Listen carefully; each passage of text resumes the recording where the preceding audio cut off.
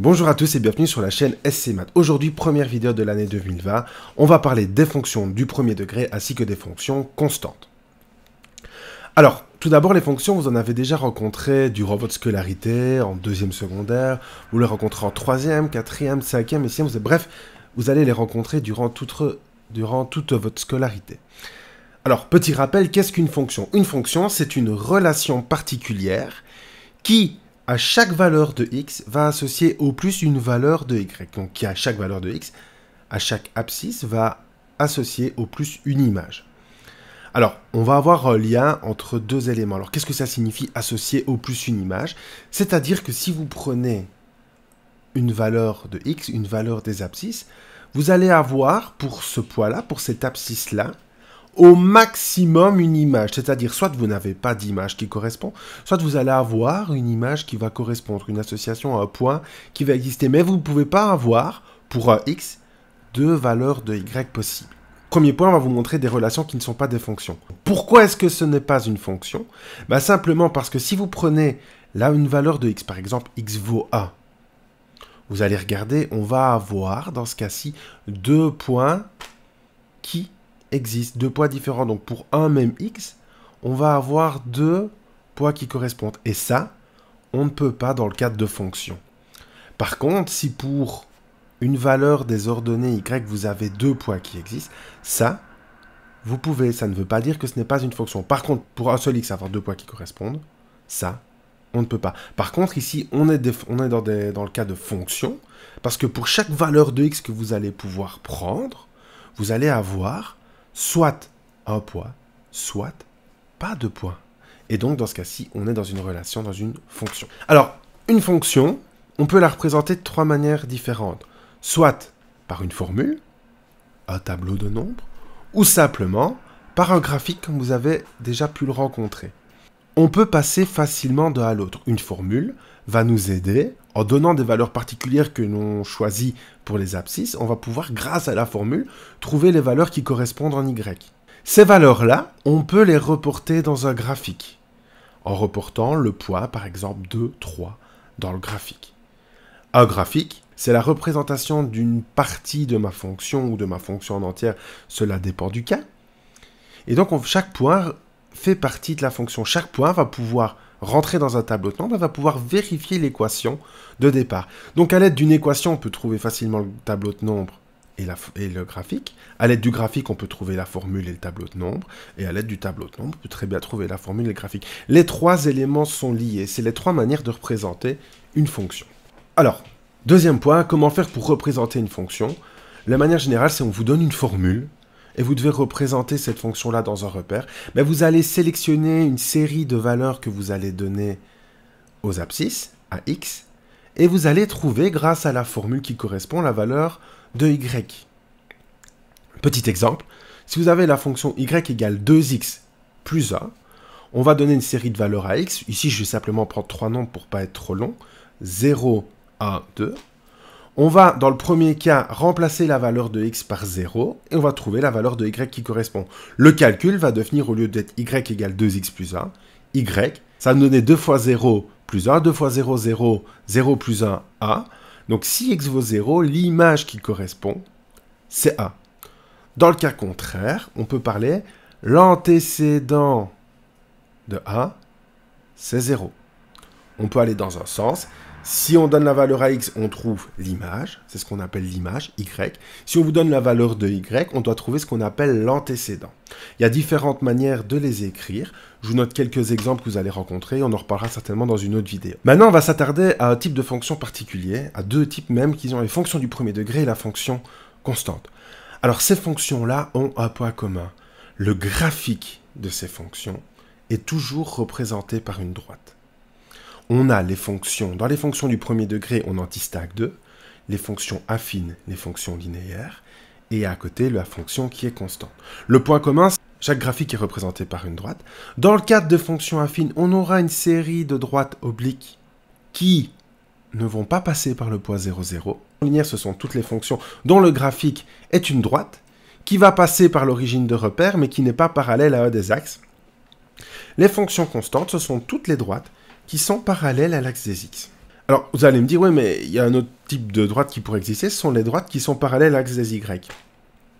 Attention, dans ce cas-ci, les droites qui sont parallèles à l'axe des Y, on n'est pas dans une notion de fonction, parce que si on prend une valeur de x, il va avoir une infinité d'images qui vont correspondre.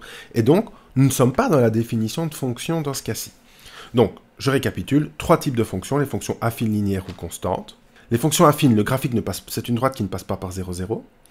Les linéaires, c'est une droite qui va passer par le point 0, 0, par l'origine du repère. Et les fonctions constantes, ce sont toutes les droites qui sont parallèles à l'axe des x. Ça, c'est en termes de graphique. Alors, maintenant, on va un peu plus détailler chacune des fonctions, et on va passer l'affine en revue, la linéaire et la constante. Alors, la fonction affine, je sais que je répète et je vulgarise un petit peu ce qu'on dit, mais le graphique, c'est une droite qui ne passe pas par le point 0, 0. Le type d'équation de ce type de fonction-là, que l'on peut représenter par l'équation y égale mx plus p, c'est-à-dire y est égal à quelque chose fois x plus un nombre. Enfin, toutes ces fonctions-là sont des fonctions affines. Par exemple, y égale 2x plus 3, y égale 4x moins 2, y égale moins 3x moins 5, ou f de x est égal à 2x plus 4. Tout ça, ce sont des fonctions qui vont être affines. Le graphique, ce serait une droite qui ne passe pas par l'origine du repère. Dans les fonctions affines, on peut trouver différents points particuliers. Le point l'intersection entre mon graphique et l'axe des y, c'est ce qu'on appelle l'ordonnée à l'origine. L'ordonnée à l'origine, elle est donnée dans ma formule par la valeur du p, par la valeur du terme indépendant. L'inclinaison de ma droite, elle est donnée par la pente de ma droite. Dans l'équation, la pente de ma droite, elle est représentée par la lettre m, c'est-à-dire par le coefficient de x. On appelle également pente de la droite, on a différents noms comme coefficient angulaire, etc. Cette pente-là, donc, c'est donné par le coefficient de x. On verra dans une autre vidéo comment on peut faire pour déterminer la pente d'une droite. Donc voilà, retenez que la valeur m, ça nous donne la pente, c'est le coefficient de x. P, c'est l'ordonnée à l'origine, c'est-à-dire l'intersection avec l'axe des y. Et maintenant, il nous reste un point particulier qui est l'intersection avec l'axe des x. Alors ceci, on l'appelle la racine de la fonction. Et pour trouver la racine d'une fonction, également résoudre l'équation si x vaut 0, quelle est la valeur de y? Maintenant, on a vu la pente, qui donne l'inclinaison de la droite. Alors, si une pente est positive, ma droite va être croissante. Si ma pente est négative, ma droite va être décroissante. Pour la racine, c'est l'intersection avec l'axe des x. Alors, il y a deux manières de le faire. Soit on a déjà le graphique. Enfin, il y a plusieurs manières de faire. Soit on a déjà le graphique, on prend les coordonnées du point d'intersection. Soit on nous donne un tableau de nombres où on la trouve déjà. Soit c'est à nous de la calculer. Lorsque c'est à nous de la calculer, il y a deux façons de faire différentes.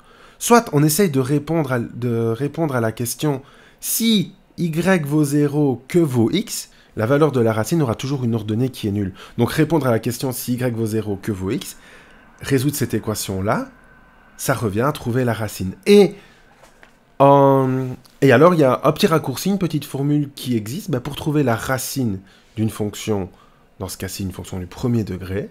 Nous allons prendre l'opposé du quotient de l'ordonnée à l'origine par la pente. Ça paraît bien compliqué lorsqu'on parle de tout ça, de tous ces nombres-là. En fait, on va faire moins la valeur de P divisé par la valeur de M. Et dans ce cas-là, vous allez toujours trouver la valeur de la racine. Donc voilà, fonction affine. On a différents points particuliers, on a différents éléments particuliers. Petit récapitulatif. Donc, fonction affine, c'est une droite qui ne passe pas par l'origine du repère, dont le type d'équation peut s'écrire y égale mx plus p, et dont l'ordonnée à l'origine est donnée par la valeur de p, la racine est donnée par la valeur de moins p sur m, et la pente, on la trouve comme étant le coefficient de x. Maintenant, on passe à une fonction en fait affine particulière, c'est-à-dire ma fonction affine. On a dit que c'était toutes les droites qui ne passaient pas par 0, 0. Et bien, lorsque ma droite va passer par l'origine du repère, on ne dit plus que nous avons affaire à une fonction affine, mais une fonction linéaire. C'est sa caractéristique principale, c'est qu'elle passe par le point 0, 0 par l'origine du repère. Toutes ces fonctions-là peuvent s'écrire avec l'équation y égale mx, c'est-à-dire y égale quelque chose fois x, ou f de x égale quelque chose fois x. Par exemple, y égale 2x, y égale moins 3x, y égale pi x. Enfin bref, toutes ces fonctions-là.